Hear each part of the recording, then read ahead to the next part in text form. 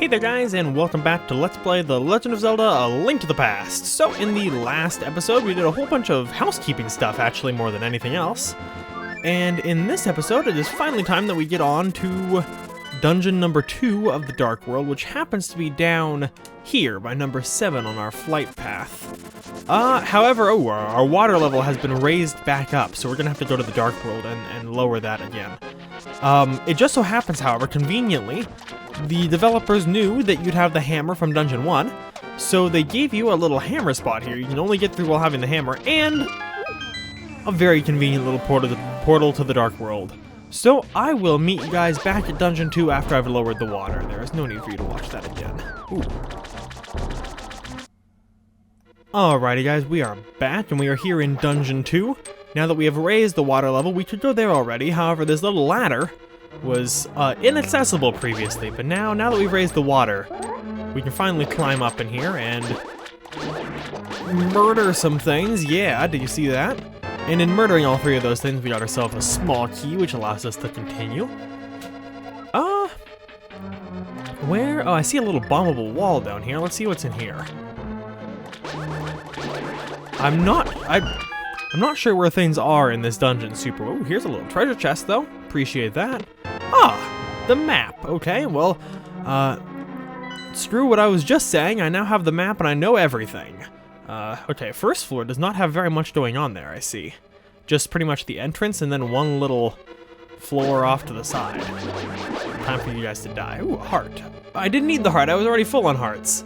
I'm so used to just being, like, empty on hearts that... Ooh, well, I wish I had that heart now. That was a sit dodge of that fireball, though. What I really wanted was that key. Dang it. Will I ever get my lasers back? Oh, wow, there's so many projectiles here. Holy crap. Gonna have to pay way more attention. Okay, we took care of Super Skeleton at least. Do be careful. You see this little thing in the center here. Every time you are attacking, so like every time I swing my weapon, or when I'm like this is considered continually attacking, that thing will shoot fireballs and try to hit you. So do always be careful of that. Over here, under this guy, we have a small key, which is going to allow us to proceed through this key door up here, because it would appear we need to raise the water level again. But we have no way of doing that from here. Ooh, nice! Took out both skeletons in one hit. That's not the easiest thing in the world. Okay. Hammer? We're gonna be seeing these switches pretty often in the dungeon, actually. These switches are basically what allow us to change the water level. I don't think there's any other use for them here. We've seen them before elsewhere, but here they're going to allow us to raise and possibly lower water levels throughout the dungeon.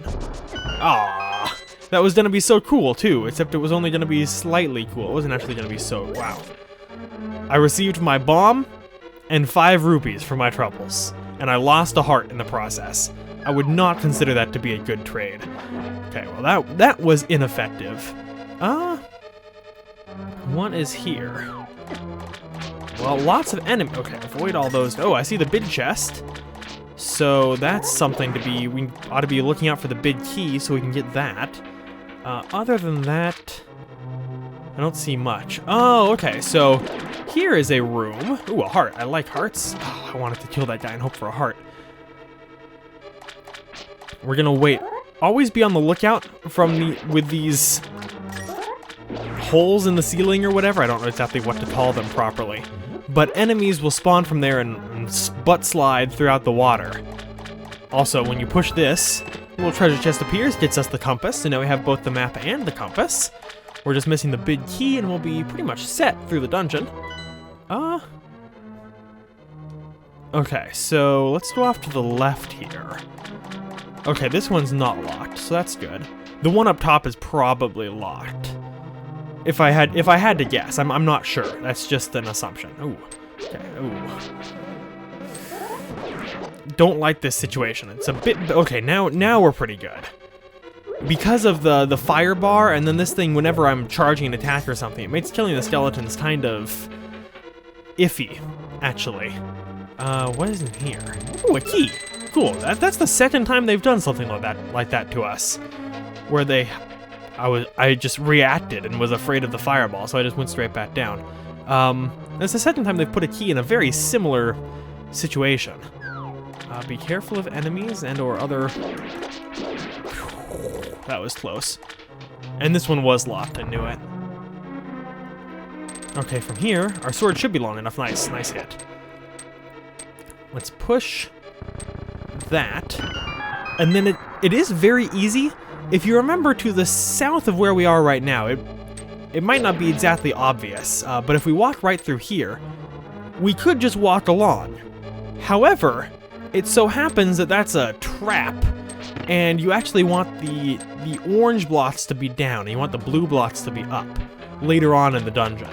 So I would definitely recommend hitting that switch again and then just walking all the way back around like this. It seems kind of slow and definitely not something that you'd think to do normally. It seems kind of odd. However, I believe that to be the best course of action. So, there was a little block puzzle down there, however, none of those blocks are pushable. Normally, if none of the blocks are pushable, you'd be thinking like, oh, I must be on the wrong side of them or something. However, this dungeon proposed a third option where, oh, I can't push them from this side, I can't push them from the other side, well, I'll just swim over them then. Another possible solution. What's down here? Oh, just a little preview of what's to come, which is, we have a chest there, and those orange blocks right there you can see on the corner of the screen, those are the reason. Those blocks right there are the reason that we hit that switch and left the orange blocks down. Okay, so let's climb up from here. Because right now, from here, we have no way to get to that chest. And if you look at the, well, you know, let's not look at the map. Let's just do it and realize that, oh, right over here, ow, there's a little thing that I can, ow, fall down. Or in this case, get knocked down, actually. And this chest has 20 rupees. Well, that wasn't particularly what I was hoping for. Kind of hoping for the big key, but you know, there's actually no bright side. Rupees serve pretty much no purpose to us now. We have plenty, so let's just move on. Let's fall down the other. Oh, there's so many projectiles. Fall down this side. Just don't mess around. Just fall as fast as possible. Hearts, rupees, hearts, rupees. Why, I asked. Ooh, hearts, hearts, hearts. Rupees, rupees, rupees, rupees. I should have known. Well, there's my big key, at very least. Even if surrounded by 25 rupees instead of 5 hearts. But beggars can't be choosers, I suppose. So now, there's nothing else in that room, right? No, that was on the first floor. The room where we fell through the floor. That was the only other room on the first floor of the dungeon. But now we have the big key. Let's go back to the start. Well, not really the start, more like the center of the dungeon, I suppose. And you, firebar, get out of the way. Because right over here is our chesty chest. Boing, boing. We got the hook shot. Man, what a weird translation just to actually like literally put sound effects in the game. You don't see that very often anymore. That's a very retro style effect or something. Regardless, we just got a small key over there, which this door seems like it should be locked by the big key, but it's actually locked by a little small key there. I guess that gives you a little bit of like experience with the hook shot. It's like, oh, what can I do with this newfound hook shot? Oh, I can hook shot onto things. I can hook shot over here. I can hook shot over there. And it forces you to do a little exploration. For those people, because I mean the hook shot, hook shot was brand new in this game. Edit that out, Jake. But yeah, the hook shot was brand new, wasn't it? I don't think it was in Adventures of Link or anything. Also, we just pushed a statue onto a block over there. However, we didn't go in the door that opened up directly in front of us. That was unlucky. Instead, we went in a door that opened on the other side.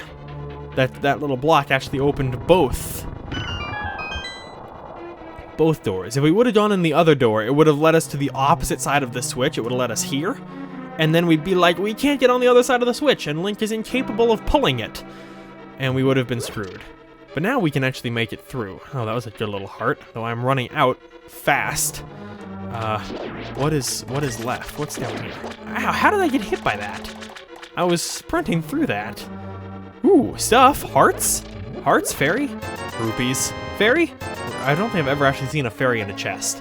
So asking for a fairy there, pretty long shot, but I could have hoped. Ah, yes, this room. Ooh, hearts? Please? This room. This is your little like sign. You see that room over there?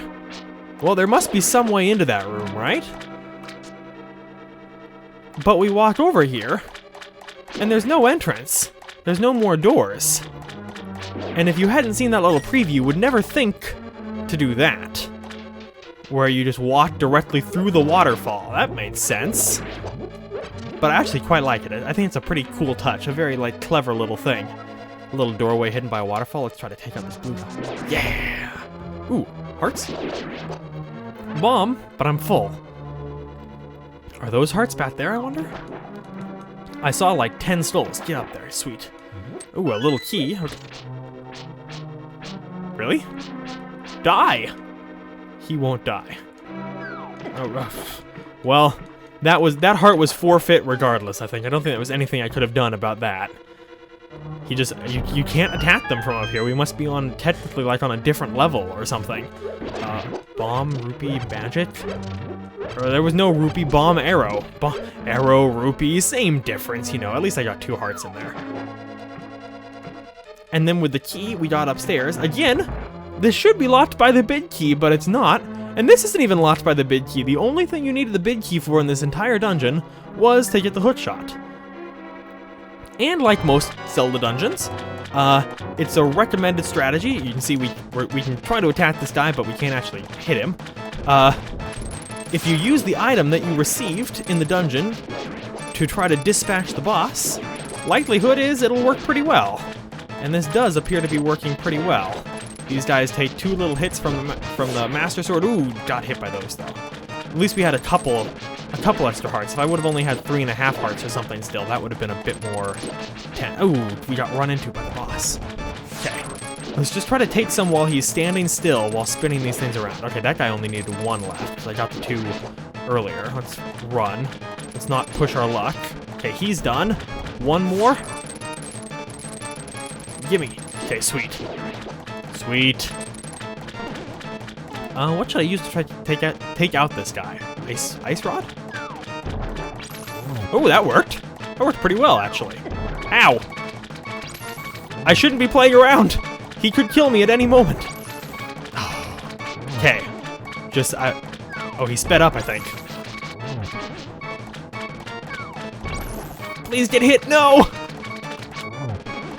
Please die. Oh, dead! Yes! Die! Good news. Got the heart. Give me that thing. Oh, yeah. Okay. Whew. Really afraid I was gonna die there, but thankfully it worked out okay. Whew, okay. Good news.